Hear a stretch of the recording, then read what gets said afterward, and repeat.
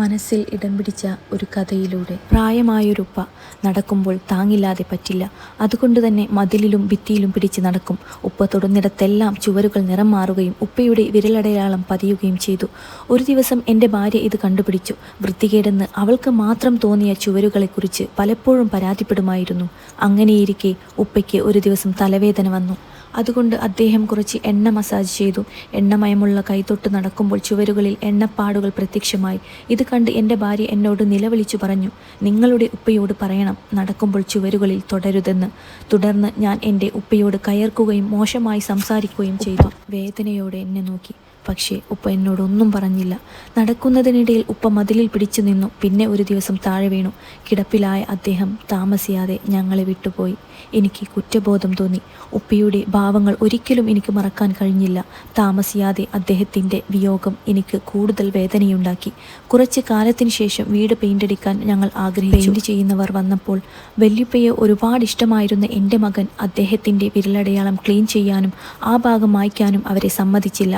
അവർ വളരെ നല്ലവരും പുതുമയുള്ളവരുമായിരുന്നു. അതുകൊണ്ട് തന്നെ അവർ എൻ്റെ ഉപ്പയുടെ വിരലടയാളങ്ങൾ മായ്ക്കില്ലെന്നും പകരം ഈ അടയാളങ്ങൾക്ക് ചുറ്റും മനോഹരമായ ഒരു വൃത്തം വരച്ച് നല്ല ഒരു ഡിസൈൻ സൃഷ്ടിക്കാമെന്നും എൻ്റെ മകന് അവർ ഉറപ്പു നൽകി. പിന്നീട് ഉപ്പയുടെ കൈമുദ്ര പതിഞ്ഞ ചുമരിലെ വൃത്തം ഞങ്ങളുടെ വീടിൻ്റെ ഒരു ഭാഗമായി മാറുകയും ചെയ്തു. ഞങ്ങളുടെ വീട്ടിൽ വരുന്ന ഓരോ വ്യക്തിയും അത് കണ്ട് അഭിനന്ദിച്ചു. കാലം ചൊല്ലുന്തോറും എനിക്കും വയസ്സായി. ഇപ്പോൾ എനിക്ക് നടക്കാൻ മതിലിൻ്റെ താങ്ങ് ആവശ്യമായിരിക്കുന്നു. ഒരു ദിവസം നടക്കുമ്പോൾ ഞാൻ ഓർത്തു ഉപ്പയോടുള്ള എൻ്റെ വാക്കുകൾ. മതിലിൽ പിടിക്കാതെ ഞാൻ നടക്കാൻ ശ്രമിച്ചു.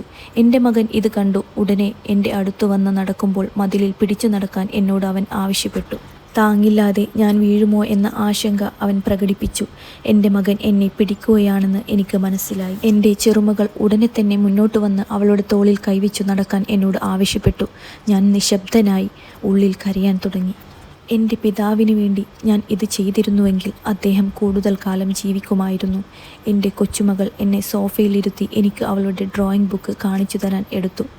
ടീച്ചർ അവളുടെ ഡ്രോയിങ്ങിനെ അഭിനന്ദിക്കുകയും നല്ല അഭിപ്രായം പറയുകയും ചെയ്തിരിക്കുന്നു. ചുവരുകളിൽ ഉപ്പയുടെ കൈമുദ്രയായിരുന്നു രേഖാചിത്രം. ആ ചിത്രത്തിൽ ക്യാപ്ഷൻ അവൾ ഇങ്ങനെയായിരുന്നു കൊടുത്തിരുന്നത്, എല്ലാ കുട്ടികളും മുതിർന്നവരെ ഒരേ രീതിയിൽ സ്നേഹിക്കട്ടെ എന്ന് ആശംസിക്കുന്നു.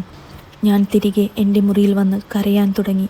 ഇന്നില്ലാത്ത എൻ്റെ ഉപ്പയോട് ഞാൻ ക്ഷമ ചോദിച്ചു. കാലത്തിനനുസരിച്ച് എല്ലാവരും വൃദ്ധരാകും. അവരോട് കയർത്ത് സംസാരിക്കുകയോ അവരെ അവഗണിക്കുകയോ മാറ്റി നിർത്തുകയോ ചെയ്യരുത്. വയസ്സായവരോട് കരുണയും സ്നേഹവും കാണിക്കുക. വേണ്ടതെല്ലാം ചെയ്തു കൊടുക്കുക. അവർ നിങ്ങളുടെ കുടുംബത്തിൻ്റെ നിധിയാണ്.